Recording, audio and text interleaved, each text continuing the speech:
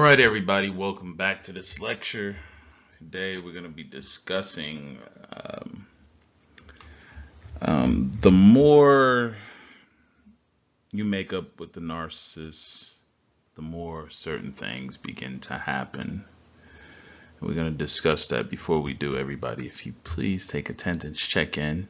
You know how we do that. Hit that thumbs up so that we can get the video passed around and these lectures can reach more people, or as many people as possible who could benefit from this knowledge so that they can have a better understanding. So without further ado, let's jump into it. Oftentimes people will entertain that making up to break up with a narcissist, taking them back, trying to hear them out, or you'll try to be the bigger person about the situation in hopes that things somehow work themselves out, iron themselves out, whatever. But all too often we know these things don't work that way. We just know it doesn't work out that way. And they say that, I've heard that a person, before they're finally done with a narcissist, they will break up, get back together at least 7 times minimal before they finally call it quits. That's an average based statistic, of course. So it's not saying it's a definite. Some of you, it only took once, but a lot of times the more deeply emotionally invested you are with them, you probably will go through that length of period of time before you finally call it quits.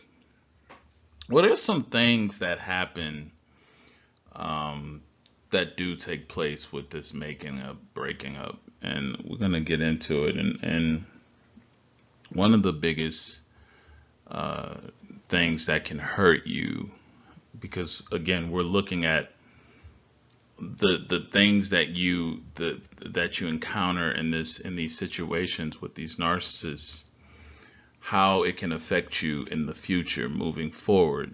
Okay.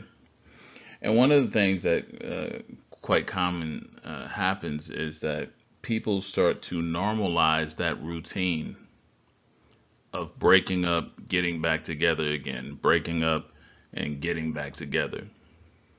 You know,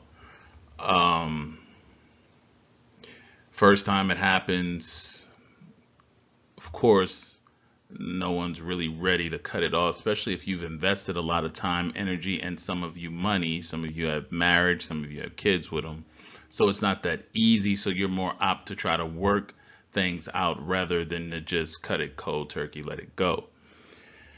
And the narcissist is well versed in knowing how to come back with the right apology, the right words, the right gifts, the right type of treatment, the right type of sex, etc., to shift your mind back into re-engaging with them and making up and starting the process all over. So you're actually creating a pattern which has a certain amount of time designated within it where things will work smoothly, and then here comes the arguments, and then the fighting, and then the breakup, right? And it almost, if you guys pay attention, it worked like kind of like clockwork while you're in it.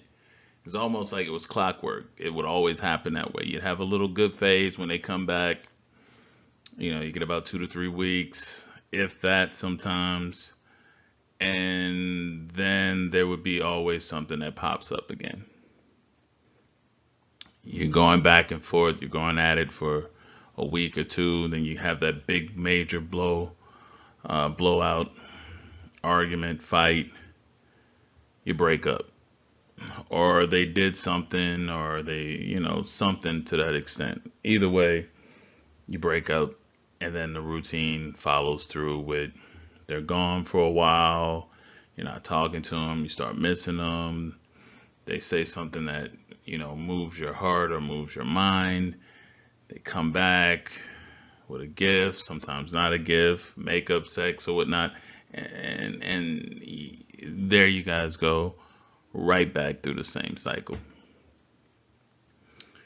What happens, the more that particular type of situation, condition goes on, the more you are conditioning yourself to be open to that, to normalize it, to have more of a tolerance for it, which will lengthen the course of this toxic situation that you're in. The second thing is you unknowingly, okay, you unknowingly create an addiction to breaking up and then making up again, right?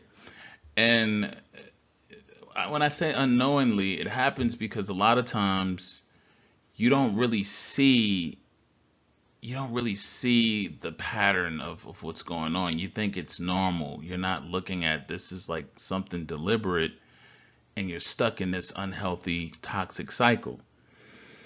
And you begin to look forward to that toxic and unhealthy cycle.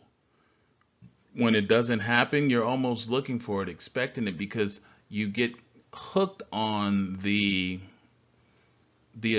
emotional roller coaster aspect of it, the ups and downs of your emotions, the breakup having you go through and you're down, and then you're missing them, and you get that real low, and then they come back, then you get this high, and you guys may start going out and doing things and having fun, and the sex is good, or if it maybe some it wasn't, but either way, that cycle can become addictive, and it can get to a point where you're expecting that, like you almost want that to happen, because well, I know the routine, they're gonna be gone, come back, we'll make up, well, at least I know I got about 3 weeks of the good before we get into that bad phase. And again, that's normalizing this toxic pattern that you've gotten yourself into, and that you're coexisting in with someone else, which is not healthy for you. It's actually damaging you, right? It's taking you out of the space of growth and maturity. It's stunning you. It's making you dysfunctional, which is not good. The other thing, next thing is basically, again, kind of piggybacking off of the second one. Pardon that, everyone. Forgot to turn this off. But let's get back to it.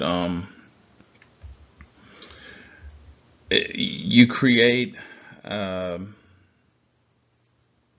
habit of expecting, or an expectancy for future interactions to be the same way with other people, and you begin to unconsciously behave in ways that produce some of the same effects that you had before, because you haven't broken the addiction or the pattern of that particular cycle of what you were in with the narcissist in that particular transaction with them. You haven't broken that.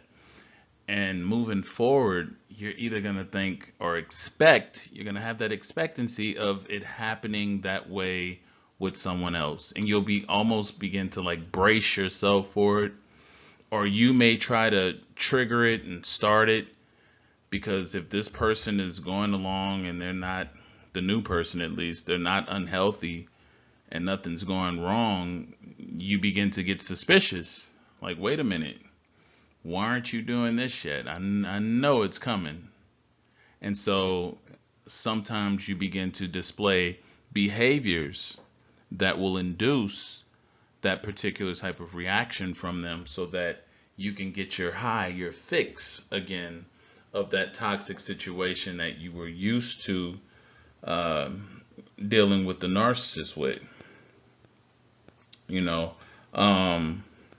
And that's one of the things that, many people overlook and don't realize is when you go through this, you are creating a condition within yourself, because you get used to it, that a lot of you don't go get counseling or anything afterwards. You just deal with it.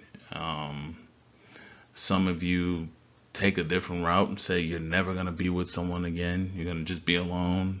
Um, you know, and all that may be fine, but it doesn't get rid of the condition that has you wanting to be that way in the first place. Because obviously, most of you, if you dealt with someone uh, in that type of situation who was narcissistic, to the point where it pushed you to where you're like, oh, I'm done with dating, I'm through with it, that still means that you need help. It means that you need help, because to a certain extent you've went so far with the situation that you were in being so negative, and it had such an impact on you that it has changed the condition of how you would normally be functioning had this not happened. In other words, is what I'm saying. So that's something to think about too as well. Um, you know, the other thing that happens is, since you've reprogrammed yourself, because that's what happens when you do this makeup breakup, and you've basically programmed yourself to be a certain way.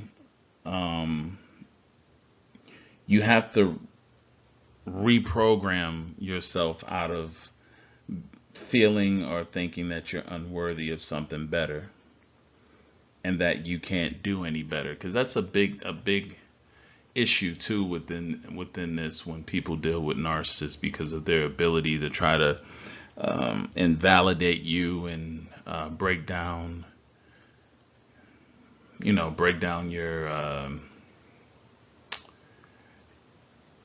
self-esteem, your self-worth, these type of things. And when they get to doing that, um, some of you, it actually takes a total where you believe it, and that's not a good position to be in as well, to where you're believing this and you've went so far to where it's like you don't feel you can do any better. You don't feel you'll ever meet anyone that's normal, and this and that. That has a lot to do with self-esteem too. And it's about rebuilding, because your self-esteem is one of those things that get torn down, that gets depleted, and it has to be replenished, and that is something to seriously consider when you are constantly exposing yourself to toxicity, of that level of toxicity which comes from a narcissist, right? You develop certain behaviors about yourself that attracts more of the same types of individuals. And a lot of this is subconscious. This is in the subconscious.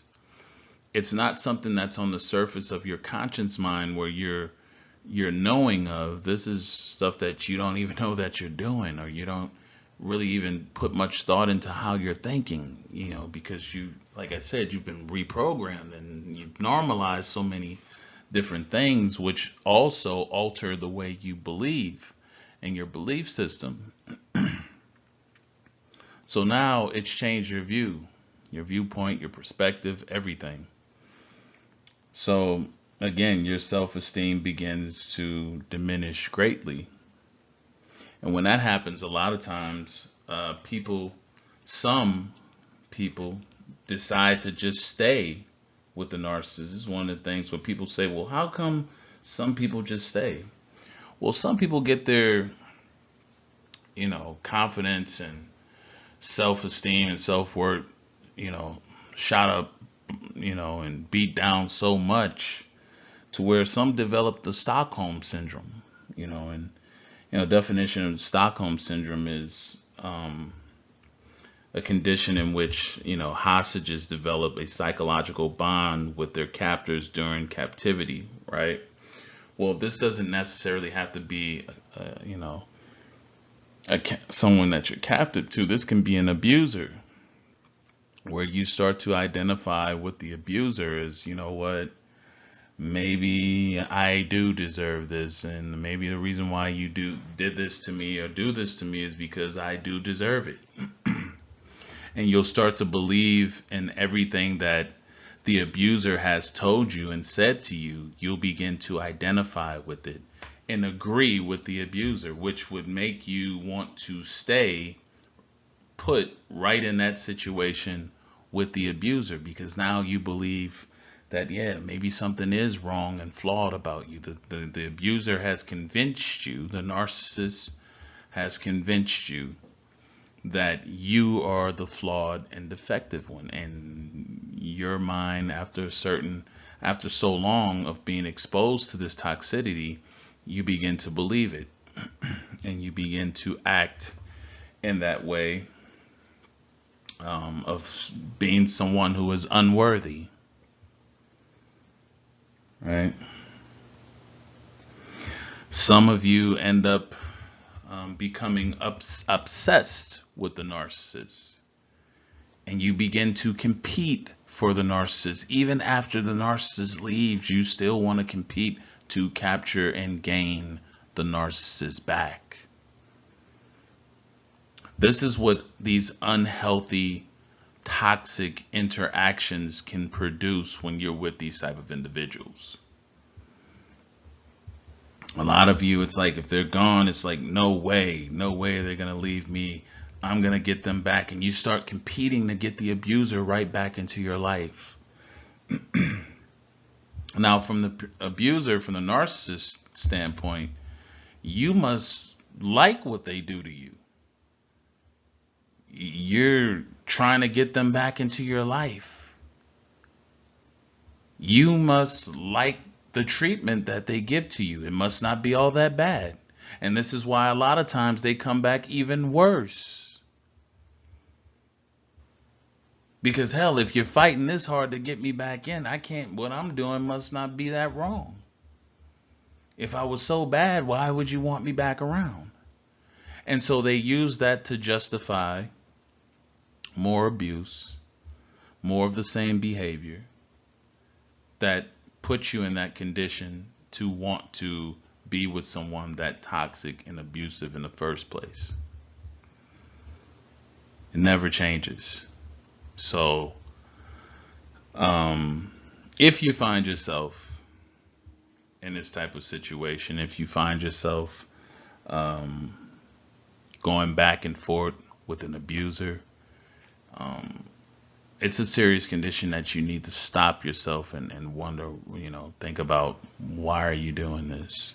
And those of you who've gotten out, some of you still need some work, some counseling, something like that to restore you, not maybe back to the same person who you were before, but having the confidence, getting your self-worth up and your confidence back up to be able to go out and function and not be afraid of people and not be afraid of being manipulated and controlled by someone again. Right? That's why it's important to redevelop that confidence and self-esteem and self-worth. So that's all I got to say for this particular class lecture. Again, please make sure you hit the thumbs up, like button to check in. Share the videos. A lot of people can benefit from this sometimes. And until next time, have a good one. If you're interested in one-on-one consultation with me, click the link in the description box. If you're still wanting to join the university, the asscdirect University, or it is structured like a school, we have our own community within there. You can click the link in the description box as well. And if you feel generous enough to donate, you can click the link for the Cashapp also in the description box. Sorry about that. Anyway, it's been a pleasure. Y'all have a good one. Enjoy yourselves. Bye now.